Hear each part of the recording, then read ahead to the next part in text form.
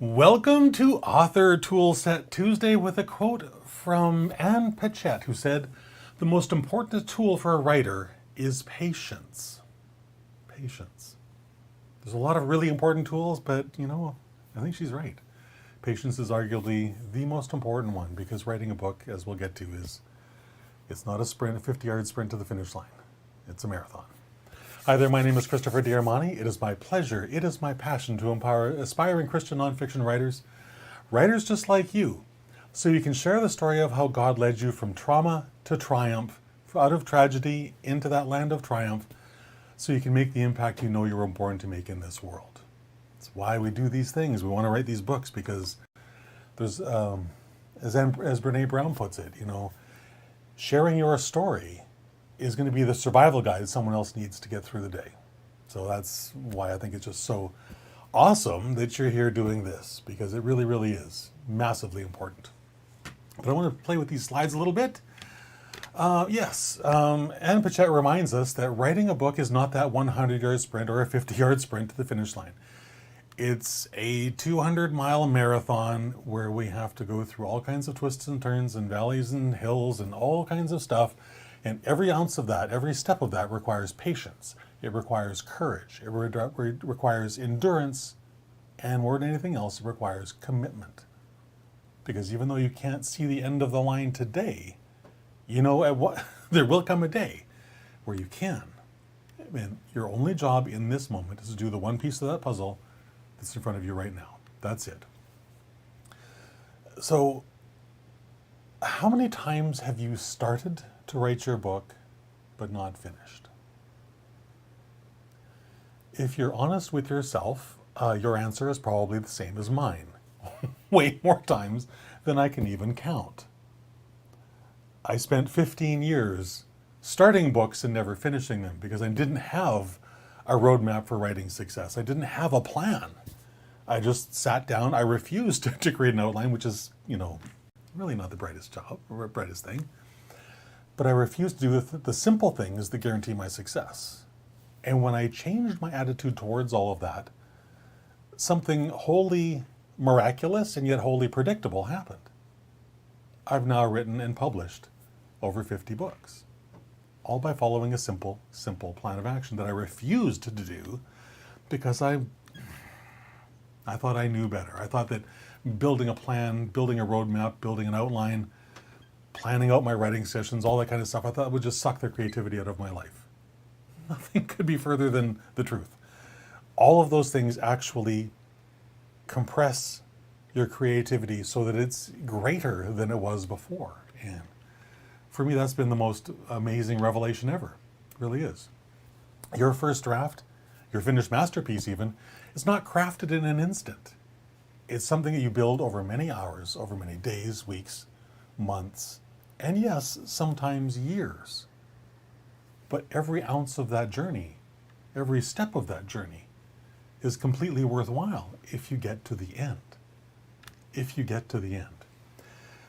Because my firm belief through my own experience of not doing it this way for 15 years, then doing it this way for a bunch of other years, your finished book is made possible by planning your way forward, then working your plan with patience, with endurance, with commitment, until you're done. It's really that simple. It may not feel like it in this moment, but it truly is that simple. It took me a long time to figure that out. So as a result, my job here in these videos is to shortcut that learning curve for you, so you don't spend 15 years wasting your time trying to do it the hard way, or what you think is the easy way, which is really the impossible way, when there's just a so much simpler path. A daily writing routine is your very best friend for this process, because there's this thing called decision fatigue, and it's real. When you wake up in the morning, you have, let's say we have a quotient of 10 decisions. It's more than that, but let's just, for easy figuring, let's say 10. You've got 10 decisions that you can make really, really well, and then beyond those 10, they degrade. Your decision-making capacity becomes lesser and lesser until you're making some really, really dumb decisions. If you take a look at politicians who have tweeted, obscene pictures of themselves to people, that's happened because they're making really poor decisions at the end of their day. So I want you to avoid that decision fatigue by scheduling your writing session. It's one less thing you have to think about. It's one less decision you have to make. You know, for me, at 4 o'clock every day, I sit down and I write for an hour. I don't have to think about that. It's just what I do at 4 o'clock every day. This daily writing habit is the thing that will remove that decision of when will I write and leaves maybe what will I write in its place. But even that, when you're working with a really detailed outline, the what you write is not in question either. All of these processes, all of this structure is put in place to make writing really, really simple. And so when it's really, really simple, you can write better, you can write longer, you can write more effectively, and you can write with greater ease. Now, anything that helps me write my book easier, faster, better is something I want to try. And I would hope that you do too. And through all of this, I want you to remember that in the Bible, God commands us to be courageous. He commands us to not live in fear. And he also commands us to be patient, as Ecclesiastes 7:8 explains very beautifully. The end of a matter is better than its beginning, and patience is better than pride. Always. Patience is better than pride. Patience is better than a whole lot of things. It really, really is.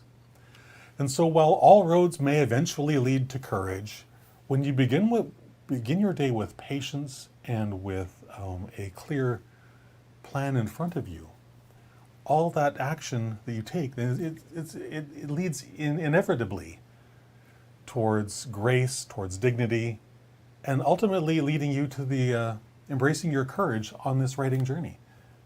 God put this book on your heart to write for a reason.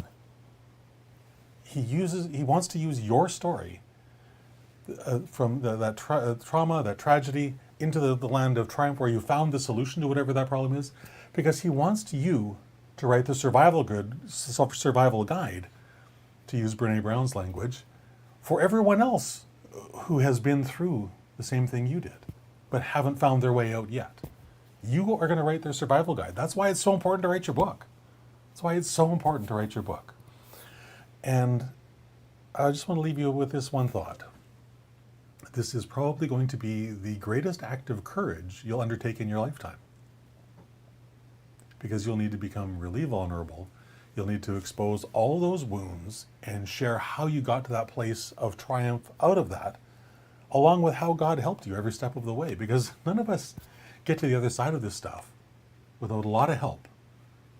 You know, from God directly and from God indirectly. Because all of the people he puts in our path to help us through this journey, through this life, that's part of his plan. And your book is also part of his plan. So if you're feeling this pressing need to write, embrace it. Build a plan. Follow the plan. Write every day until your book is finished. And then get it out into the world where it's going to save someone else's life. Because they are out there waiting for the book, that even though they've heard some of the lessons and some of the ways that you're going to share these tools, they can only hear it the way you say it. They can't hear it. The words just come in one ear and out the other. It doesn't stick. The only way it's going to stick is by the way you say it.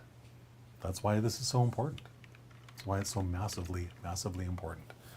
And patience is such a huge tool on this journey. So with that, I hope you have a fantastic rest of your day, and I will see you again tomorrow.